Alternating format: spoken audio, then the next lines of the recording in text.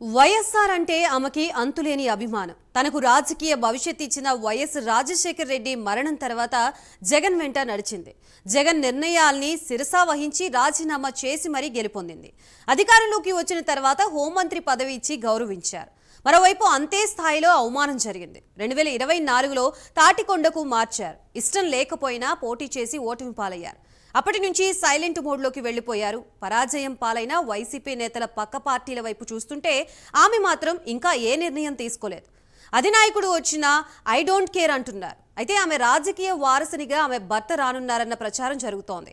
ఇంతకీ ఆ నేత ఎవరు, ఏంటా కదా? Let's watch the story.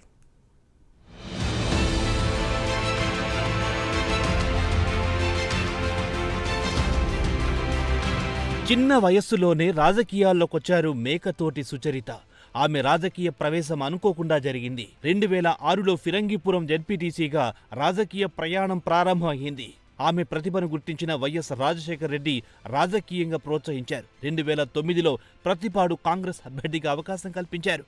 Prathipadu నుంచి విజయం సాధించి అసెంబ్లీలో అడుగుపెట్టారు మేకతోటి సుచరిత.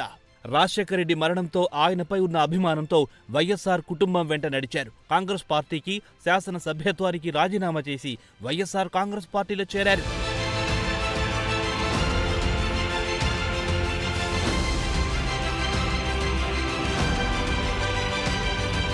2012 ఉప ఎన్నికల్లో పత్తిపాడు నుంచి పోటీ చేసి విజయం సాధించారు. 2014 ఎన్నికల్లో ఓడిపోయినా ప్రజలతోనే ఉన్నారు. పార్టీ కార్యక్రమాలలో చురుకుగా పాల్గొన్నారు. సుచరితపై ఉన్న నమ్మకంతో 2019లో మరోసారి అవకాశం ఇచ్చారు వైఎస్ జగన్. మరోసారి విజయం సాధించి సంచలనం సృష్టించారు మేకతోటి సుచరిత. అంతేకాదు, ఎవ్వరూ ఊహించని విధంగా హోంమంత్రి అయ్యారు. అయితే 2.5 ఏళ్ల తర్వాత హోంమంత్రి పదవి నుంచి సుచరితను తొలగించారు.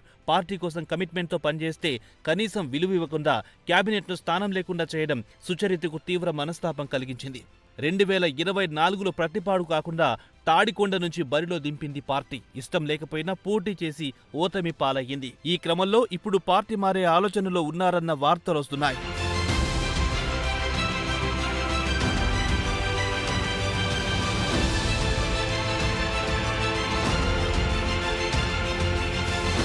అంతేకాక పార్టీ అధిష్టానంతో ఉన్న సంబంధాలు తగ్గుముఖం పట్టాయి. ఇటీవల గుంటూరు జిల్లా జైల్లో ఉన్న మాజీ ఎంపీ నందిగాం సురేష్ను పరామర్శించేందుకు జగన్ గుంటూరుకొచ్చారు.